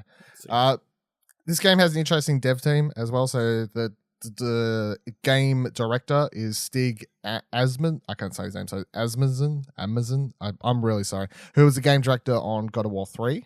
So that's got some people are excited about him being involved in the project, of course. And it's also interesting to me because I'm a big fan of this game. Mafia 3 lead writer, or one of the main writers on Mafia 3, Aaron Contreras, is the lead writer on this game as well. And as much as people have problems with Mafia 3, I think everyone can kind of agree that the strongest element to that game was its story, but the mission structure was like repetitive and stuff, and that's what a lot of people had problems with. So it's got an interesting team behind it for sure. Yep. And of course, when they did the panel at Star Wars Celebration, of course, Vince Zampella was up there, and he's the head of Respawn, of course, and a couple other people. But director and writer have me highly intrigued. I'm just going to read off some facts, right? These come from the official Fallen Jedi website. So this is their synopsis and the information about the game to kind of set it up. So a galaxy-spanning adventure awaits in Star Wars Jedi Fallen Order, a new third-person action-adventure title from Respawn Entertainment. This narratively driven single-player game puts you in the role of a Jedi Padawan who narrowly escaped the Purge of Order 66, following the events of Star Wars Episode 3 Revenge of the Sith. On a quest to rebuild the Jedi Order, you must pick up the pieces of your shattered past to complete your training, develop new powerful Force abilities, and master the art of the iconic lightsaber, all while staying one step ahead of the Empire and its deadly Inquisitors. Then it lays out 3 sections of stuff. It says, feel the Force. Hone lightsaber combat forms to refine striking, blocking, and dodging your enemies, use your Jedi weapon and the Force to take on any challenge. A new Star Wars story. As one of the last Jedi, you must do whatever it takes to survive, complete your training before the Inquisitors discover your plan to rebuild the Jedi Order. The galaxy awaits. Explore ancient forests, windswept cliffs, and haunted jungles as you decide when and where you want to go next. So I want to combine some of that stuff in a second, but firstly, let's just talk about the trailer. What did you think about the reveal trailer? It's a big CGI story-driven thing, no gameplay, of course, just kind of sets up the character and stuff, but what'd you think? I liked it. I thought it was really good. Obviously a strong story trailer, definitely. I thought it was paced well. I thought it was cut together well. Obviously, setting up all these rules that he would inevitably break, because that's how everything works. You know, you set up rules up to something and they get broken. But yeah, I really enjoyed it. I thought, it looked really good. Like, the CGI was obviously top notch. So. Yeah, it looks really great. Oh, the other thing with how good it looks is they did say on the panel before they played the trailer that everything was in engine. So yeah, but take it with a grain of salt. But of course, but it's better than just it's some CGI thing that's not representative of the end product at all. Full stop. It's like somewhat representative of it, even if it doesn't look quite as good upon release, of course. Yeah, but yeah, 2 thumbs up. 2 thumbs up. I was like, obviously it's Star Wars, so I'm down. I like the trailer. It's good. I have a couple problems when it comes to. I would say that I don't want to go so far as to say I'm like disappointed, but I'll say I'm somewhat disappointed with the main character. So you're not disappointed, you're just somewhat disappointed. Yeah. I don't like. I'm not fully fully disappointed. Like, well, just like, a little bit. I don't want to be like I'm super down on this, right? Because I watched the trailer, I'm like, fuck yeah, I'm excited for this Star Wars game at the end of the year. That's like that's just the core thing, right? Yeah. Outside element, to boil it down, I'm excited for this game. I'm definitely gonna play it. Then when I get into it a little bit more, I'm disappointed with the main character, and this is where my elements drop. So now, of course, a lot of these things could change as I learn more about them. And you had 2 minutes, 2 minutes, and you already hate the main character. We're doing a fucking podcast. I don't hate him. I'm just disappointed because, and this won't affect everyone, but look, because he's a redhead. Oh, the main character is a Padawan that escapes Order 66. Mm-hmm. White dude goes on the run. Right. Oh, because just because he's white, he's not allowed to run away. I've seen this fucking story. It's like, it's literally Caleb June, aka Kanan Jarrus from Star Wars Rebels, right? It's too hard for me not to watch it and just think, I've kind of seen this story before. Now, with that said, it's not going to be like his story because you can already tell it's going to be nothing like his story. You know why? Because you saw that story before. This time you're going to play that story. Oh my fucking God. I shut the hell up. The thing with it is watching the trailer by itself, it reminded me a lot of Kanan, because Kanan, or Caleb June before he changes his name, from Star Wars' Rebels animated series, is someone who goes on the run and he tries to, never use his powers or anything like that, of course, to keep safe, blah, blah, blah, blah. Eventually in Rebels, gets involved with Inquisitors. That's where the Inquisitors are first introduced in Star Wars. That's where they're from. What are Inquisitors, for those who don't know? We'll get to them in a second. Okay. And so, like, just watching the trailer, it was reminding me a lot of Rebels. What gives me hope for the character, and the reason I don't think it'll end up being anything like Rebels, is because when we get these 3 dot pointy type things from the website, where it says here, complete your training before the Inquisitors discover your plan to rebuild the Jedi Order, right? So this character, Cal Kestis, is nothing like Caleb June, whatever we want to call him, because Kanan wanted nothing to do with the Jedi Order. He wanted to run away, hide, never have anything to do with it, live out the rest of his life, kind of thing. Whereas this character, from what I can gather, is someone who's actually purposely trying to rebuild the Jedi Order somewhat, or do what he needs to done to kind of save the day. So they're completely opposite characters on that was the second rule: accept the past, and you can't do it. You can't accept that's what happened. Yeah. So they're similar in the trailer, but then other elements make them stand out. But then also, and this is something I have for not just this game, this is something I have for animated series, books, all sorts of things. But fucking Star Wars literally has so many alien species and such like million things you can do. I am at the point where it is just like, it's another white dude, really? Like, I'm not even like, oh, make it a fucking Asian dude or something. That would be great. That would be better than stereotypical white dude, because he just looks like a stereotypical fucking white protagonist to me, right? Boring. I'm sorry. What I want is fucking alien protagonists in one of these Star Wars games. Finally, I'm kind of just like, oh, really? Another one? There's so many things you can do, and it's just literally another yawn. Boring. Yeah, that's fair. I mean, I don't have a problem with the white dude. That's what they want to do. Obviously, they're doing the motion likeness, so obviously they want to keep his face as similar to his face as possible. So that was obviously a creative choice of some sort.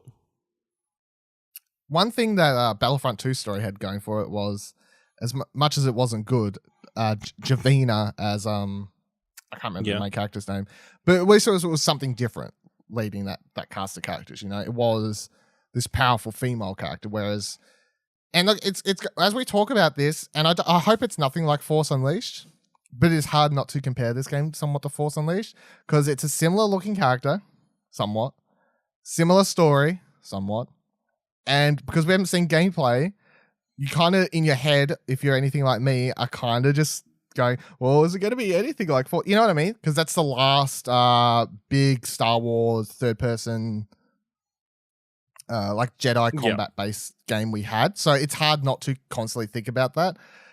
But anyway, that's my negative. It really just boils down to me just being like somewhat down on the main character. But I can come around, of course.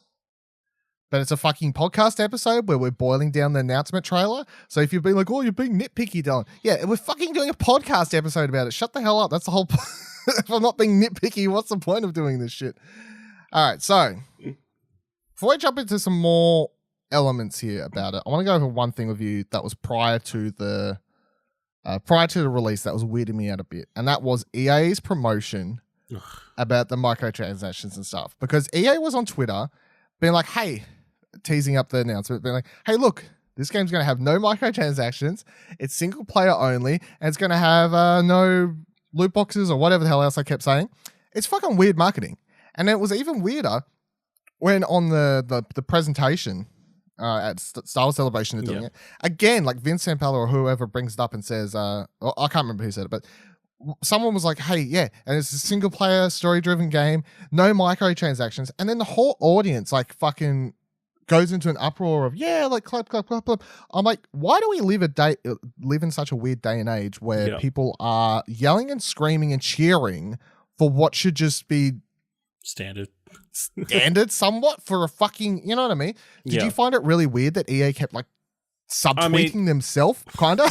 Yeah, they were kind of getting ahead of it. That was the thing, so they wouldn't get one bombarded with them and then two trolled about it. It was a kind of a shitty look. I mean, they want to get patted on the back for doing something that every other company kind of does.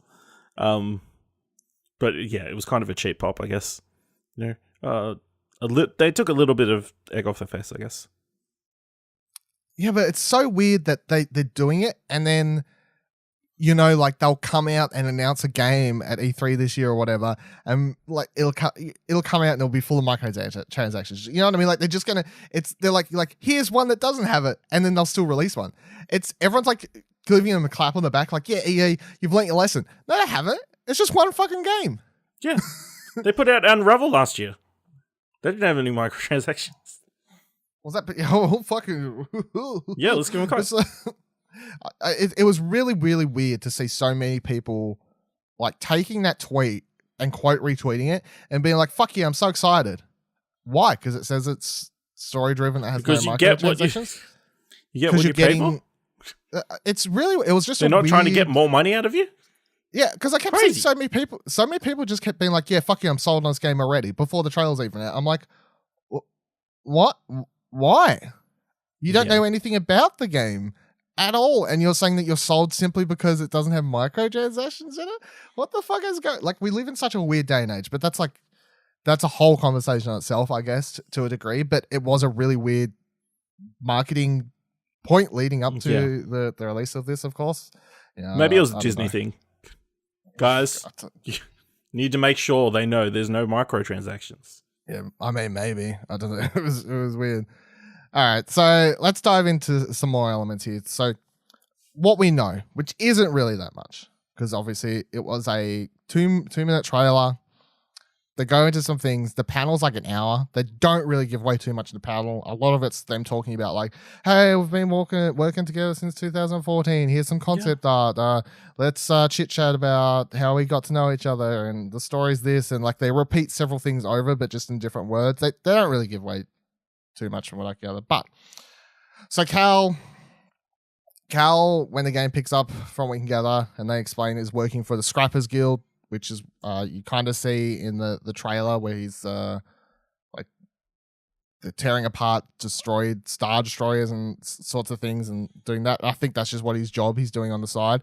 But then we also see at certain points it seems to be that he's going around looking for like a Jedi temple. At one stage it looks like he's inside a Jedi temple in the trailer. So it seems like he's trying to find something to help rebuild the Jedi Order or something along those lines. And then what we gather from the trailer is an accident happens. His friend's fucking falling off the side of this ship or whatever as it's falling, and then he uses his force powers to save them, and then that attracts the attention of the Inquisitors, the Empire, etc., and they all start coming after him. So, and the main Inquisitor, the second sister, is the main villain of the game. It seems to be. So Inquisitors, who I'd like to say firstly, what are Inquisitors?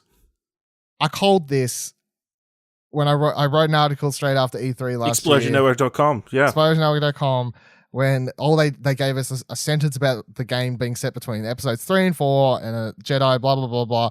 And I called it right there and then. So give me a point for that one. I said it was going to be Inquisitors. Inquisitors were introduced in Rebels, and they've been a prominent thing, Star Wars Rebels, the anime TV show, and they've also been a prominent thing within the comics as well. They are not Sith. They are force sensitive type though. They've got some sort of power, and they're basically this group that was put together by Darth Vader post Episode 3 to hunt down and kill off any remaining Jedi that survived Order 66, and then also, as we see in the Star Wars Rebels animated series, they're also sent to do dirty jobs like literally go find babies that are force sensitive and get rid of them, or take them to Palpatine. Actually, is what they're doing. So their job is to just keep the Jedi from ever returning, basically, with what remnants survive. Controlling the population is the one what some would say. Basically, yeah. So there's, I think, 10. Yeah. So there's I think there's 10 that we know of. And then there was a Grand Inquisitor as well, so potentially like 11, but there could be more. But we've never met them all. They pop up. There was a main 3 in Rebels, or 4, I guess. And then there was another one that showed up like in the Ahsoka novel that they released a couple of years ago, and some of the comics and stuff like that. But they've been a prominent villain and character point for the last couple of years in this certain time period in the expanded universe stuff. And for them to use the Inquisitors in this story was a just tick easy box, makes 100% sense. So the second sister, though, what we don't know anything about her, but what we do know is she was actually introduced a little while ago in the Darth Vader Dark Lords of the Sith comic book for a hot second, and by hot second I think it was one panel. And during the Star Wars Celebration panel for the game, they said that they actually got the second sister put into that comic as like a tease for the game to like kind of introduce the character somewhat before the game kind of comes up, to set them up to be relevant. That's where we first see the second sister. And then also the other enemy type that we see in the trailer for the game is the Purge Trooper, which is the one you kind of see him facing off with at one stage of like the electric baton thing. Purge Troopers were also introduced in the same run of comics, the Darth Vader comics, which were written by Charlie. Is it Sal? I can't say his name, sorry, but his run as well. And they also were introduced there similarly to kind of set up having them in the universe ahead of the game. And if you're like, how does this all work? Like, this seems like a lot of cogs working. It is, and that's why Star Wars literally has a team that's called the Star Wars Story Group, which had one member up on stage during the last during this Jedi panel for the game, because they're going to have someone involved in all these sorts of things, always working to keep the story working and its continuity in place and these sorts of things. But Purge Troopers are they were the last wave of clone troopers that were awakened post Episode 3, is what they are, if that makes any sense. So they weren't ones who actually had their chips activated for Order 66. They're ones that kind of just awaken fresh, and then already Vader's there like, hey, this is what we're doing. They're the bad guys. Like, they haven't had to switch. They kind of just taught from the moment they're there. They're the bad guys. New models. Yeah, they're the last of the clone troopers is what. But they're new. But yeah, still in box. Yeah, they have an interesting story point. Spoilers for the comics. They have an interesting story point in the comics because they activate their chips after, which kind of makes them turn on the Inquisitors because they think that they're suddenly Jedi, if that makes any sense. But the comic, it's interesting. So that's basically it. You're going to be facing off against what we can gather is normal stormtroopers, purge troopers. The second sister seems to be the main villain. There may be other Inquisitors. We don't know, of course. And then the other character that we see at some point in it, and I don't think they ever gave the person's name, was, maybe they did and I fucking forgot to write it down, but Cal does have a somewhat a master, I guess, like someone who's helping train him, like another remaining Jedi who's in hiding as well. And they say that they have some sort of relationship that isn't like a proper master Padawan apprenticeship, but it is someone who's helping him on his way kind of thing. And I believe that we see them for 1 second in the trailer when he jumps onto the ship, right before the second sister jumps on top of it. And you can see that her hand is pressed against it and the glass starts cracking because she's obviously using force powers somewhat to do that, I guess. And that's where the trailer ends, of course, like on that ship. So that seems is the name of the. Okay, thank you. I missed it. Played by Deborah Wilson. There you go. Yeah. Yeah. So that's, I believe, all we like have character wise and and these sorts of things. I'm pretty sure you're missing one important character. Oh, sorry. Yeah. Hold on. Right in. Was it BD1, the dog? Yeah. Is that what you thought? Is that who you're saying? Yep. Yeah. Sorry. So BD1 is Cal's droid, and they describe it as basically being like a dog for him, like his best friend. Quote, not a sidekick, but equal to Cal. Important. So apparently equal. They're going to have important conversations, intense and valuable moments. Well, from what I gather, you'll just be sitting around the campfire talking to your droid half this game. Yeah. You'll never understand what it's saying back to you. But your character will pretend it will. Any other things you want to bring up, or like questions or interesting things you thought of about like the story or the characters, I guess, to discuss before I move on to my next? Nothing springs to mind at the moment, but yeah. I mean, it's it again. You've sort of hit the nail on the head. We've seen sort of a couple of running away from Order 66, but you have to assume there was more than one Padawan that got away. So yeah, at this stage we do, but my problem is that it's another white guy. But we already know that the Star Wars universe is full of white people. Well, I mean, that's a Star Wars problem in general. You're correct. Yeah, they didn't start raising minorities till after Episode 6. That well. All right. So before I want to talk a little bit about what we think the combat could be, I want to kind of tackle something I've seen a lot of people online have problems with this game. I've seen people bring up and be somewhat disappointed with the fact that this isn't a Knights of the Old Republic more customizable game, or the fact that they were disappointed that the protagonist isn't like have options for customization, or like you can change the way they look or any of these sorts of things. And I'm sorry, and I know I've said this, I think I swear at this point I say this quite a lot on different podcasts and all sorts of things whenever we talk about Star Wars. You are probably never going to get that Full stop, period, end of sentence.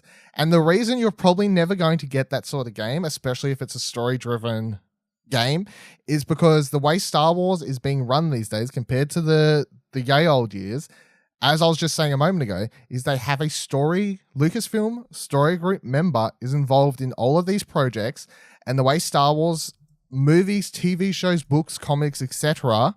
are being run these days is it is all being run as one big universe. What is the problem with a story-centric game where a bunch of different players can all have a completely different looking character of a different species, of a different sex, etc.? The problem with that is if they want to talk about that character or use that character in potentially books or, anything else, they can't because it's variable to the player. And that's probably why it's never going to happen, because Star Wars these days is run like this big connected universe. It's good for some reasons, it's bad for others. If you want a Star Wars game that is super customizable and you can create your own hero, you already had 2 goes at it. They brought out Star Wars Galaxies in 2011, I want to say. 2003. And then they've still got Star Wars The Old Republic running. So if you want to have your Star Wars person running around in the Star Wars universe, no? I think it's free to play at the moment. I don't know. It's not that I don't see them ever doing a game where you can choose a character, but for a game like this, where the main character is a Padawan Jedi, like it's really a big character somewhat, you know what I mean? Like it's not just random. But Dylan, trooper, what about Mass Effect? It's not anything the same. Mass Effect, fucking hell. Yeah, Star Wars. I just don't think enough people understand the way Lucasfilm and Star Wars is run these days compared to years ago. Yeah. So prior. You're saying they want to use this character potentially in future properties. So they're not going to potentially. Yes. Yeah. That's exactly what. And we already know that they're going to have tie-in stuff coming out in October, I think. So there's going to be, like they did, and I think maybe they'll announce this prior to after this is out, because I think there's a book panel tomorrow or something, but I can't remember. But remember for Battlefront 2, they had a tie-in book. Yeah. Right? The Fire Squadron or something. Inferno Squad. So much like Fire Squad, much like Battlefront 2, this game will have some sort of novel. It'll have probably a novel, some sort of novel. It could have potential sequel books. It could have this character show up in one of the comics. It could have the second sister show up in a comic and fucking talk about Cal. You know what I mean? Like it's all interconnected, and I like that. And a lot of people obviously like that. But I get why people get disappointed that it just closes off certain doors, and it does, and that's disappointing. But it's a lose-win situation for certain things. I mean, you look at single-player games where you don't get to customize the character, and they just the cutscenes and everything just look better. It's better if they can just focus on a sole character and how they want them to look and how they want them to react, rather than making it so you can have a guy with a massive nose and huge lips. Because take into account, I'm someone who just a second ago was like, I'm disappointed that what the main character's like. If the game was customizable, I could change the main character to be someone I deemed more interesting to players. Hut. It could be a fucking Twi'lek, is what the answer to all questions is. But you're just going to make an Osaka clone. Yeah. But yeah, so as much as I would like that, because obviously I was just saying that I find the main character so far to be kind of bland and boring, I'd understand that the reason it's not going to have character customization is because it's not the way Lucasfilm and Star Wars Story Group work. And Respawn. Respawn want. Well, yeah, they probably maybe they from get-go didn't even want to have that as an option, So all I'm saying is for these people waiting for the Old Republic game where you can, I don't know, maybe it'll happen, maybe it won't. Maybe they'll start a spin-off line of games that they are like, this is a legend, because that's what they put under all the the old comics and stuff is all called legends now. So I don't know. All right, so I'm sure you'll be able to put some nice costumes on him. Hopefully. Maybe change some things. Oh, was it? Well, the one interesting line from those things that stand out before that like when it comes to gameplay and stuff, since we'll get into gameplay a little bit now, even though we don't know fuck all about it, is this one from what says the galaxy awaits. It says explore ancient forests, windswept cliffs, haunted jungles as you decide when and where you want to go next. Kind of hints at some player choice to how you're tackling potential missions, I guess, is what it sounds like to me. Yeah, it sounds like you have the option. Well, the thing that springs to mind is the Old Republic, like Knights of the Old Republic, where you had like multiple planets you could go to sort of explore before you were sort of funneled back towards the main mission. Yeah. Like it just, to me it sounds like you got choice, but ultimately you're going to get to the same place. It's like Kingdom Hearts. They open up a bunch of different worlds, but you just still end up going in the same direction. Just depends in which order you want to do it. It's intriguing though to me, because I suppose when we think about story-driven third-person action games and stuff, the penultimate, like top of the table for most people is like Uncharted, of course, yeah. And Uncharted is just a movie, you know, it's start to finish, you play it. Whereas this teases that it's going to be not that. It's going to allow choice and these sorts of things, which is interesting, I suppose. And then the stuff they talked about when it came to actual combat is Stig the game director, not the Top Gear driver. Top Gear driver. He described the combat as, quote, thoughtful combat, and then said that it will be easy to play because they wanted to make sure that all different types of players will be able to play it, but then said it would be, you know, fun and hard to master if you want to go that far. And then, as we said before, the Feel the Force line from the website says, hone lightsaber combat forms to refine striking, blocking, and dodging your enemies. So, reading all this, I guess what I want and what it also kind of sounds like is they're going for a more, not Force Awakens, where you just fucking smashing buttons and doing spam and doing cool things around.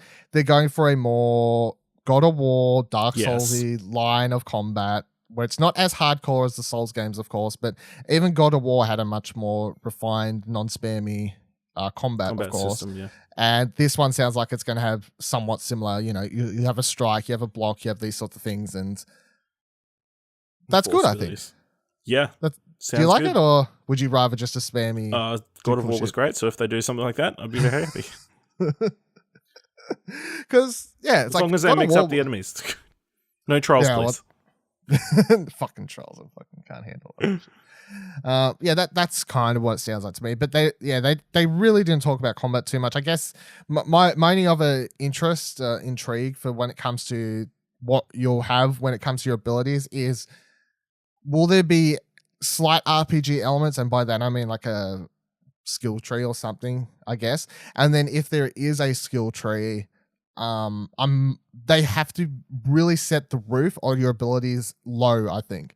You cannot have a character, like you cannot have this character Cal end up like Starkiller in Force Unleashed, where he has super ridiculous powers by the end of the game. It's like the most fucking powerful person ever. You know what I mean? They have to keep a roof on it, because if they make Cal too powerful, it then becomes unrealistic for him to be in the universe if you're like, he's fucking more powerful than Darth Vader. You know what I'm saying? Like there has to be a level of how strong you can actually make this character, I feel. But then if you have a level up skill tree system, you want to make sure the player feels like they're obviously getting cool abilities while still having it not feel ridiculous in the Star Wars universe at the same time. I guess. Yeah. Unless he just dies at the end, then it doesn't matter how strong he is. Well, that's the other thing. I mean, he's going to die. Right? If he doesn't die in this game... Well, that's true. Everybody dies, so... Most people die, or they have some explanation of what happens to them. Like, I don't want to spoil what happens in Star Wars Rebels in case people want to watch it, but like by the end of that show, they obviously had to do stuff with those characters, and they hand them all correctly before episode 4 rolls around. But here's another character once again we're introduced to. It's like, hey, here's someone else that's existing between 3 and 4, and the automatic assumption is, well, they die. Well, they don't have to, but they at least have to do something that explains why they're not around. Why they're not around, where they go, why the Inquisitors / Vader would stop chasing them, etc., etc. So, yeah, it's either answered in the game, but then it's like maybe they want to do sequels, but then I'm like, do they really want to hang around this time period for too long? Because I feel like after episode 9's out, Lucasfilm and the Star Wars team will probably be more open to having people explore that time period a lot more. Because at the moment we're getting a lot of 3 to 4 time period stuff. Because it's like, just play there at the moment, and then once episode 9's wrapped, they'll be like, okay, good, story's out. We know everything's done. It's Skywalker Saga's wrapped. Go for gold now, kind of thing. You know, do some more stories in this time period. Interact with some characters and stuff. Yeah. So you know, they could do the Assassin's Creed thing where they sort of set them in different time periods. Yeah, maybe. Yeah. I mean, I'm open to it. Yeah.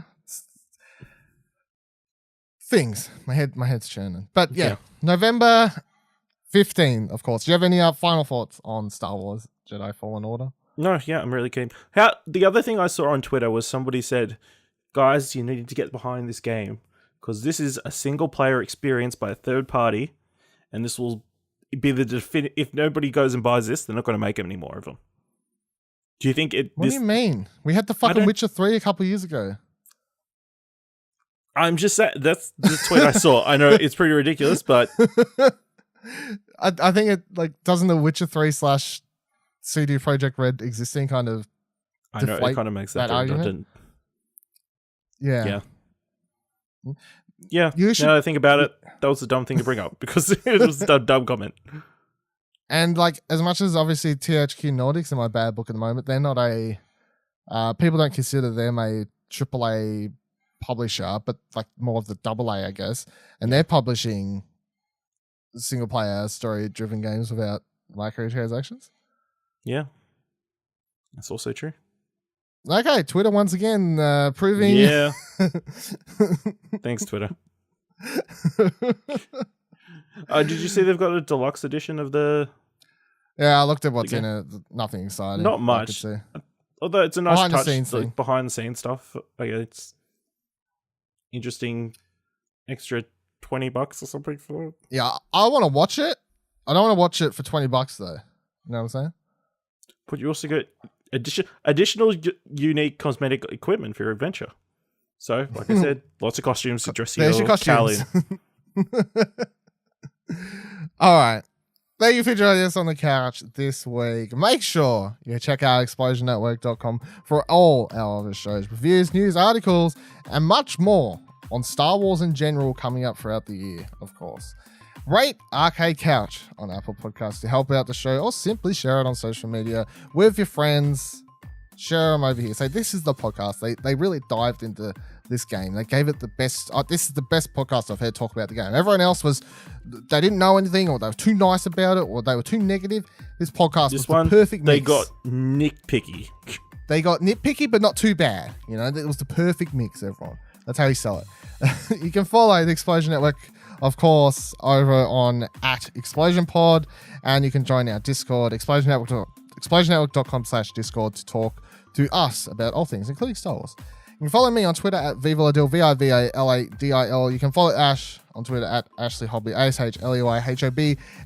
You can follow Cherie, who disappeared into the back end of the Dagobah swamps, @Shreyacorno, CHERICORNO. And we will see you here next week. Not the same time, back to normal time on Saturday, 6 a.m. Australian normal time. Same couch. Don't laugh at me. Bye-bye. Do you reckon the tie-in novel will be called Collision Course? I hate you, please. I hate you. Just stop. Wow. Wow. That's nearly worth just cutting out and just making that the episode and deleting the rest of it. Yeah. What?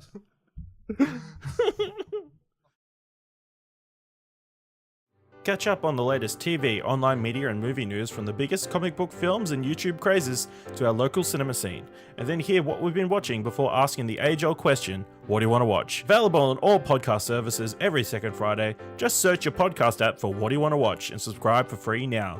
And keep watching stuff, I guess.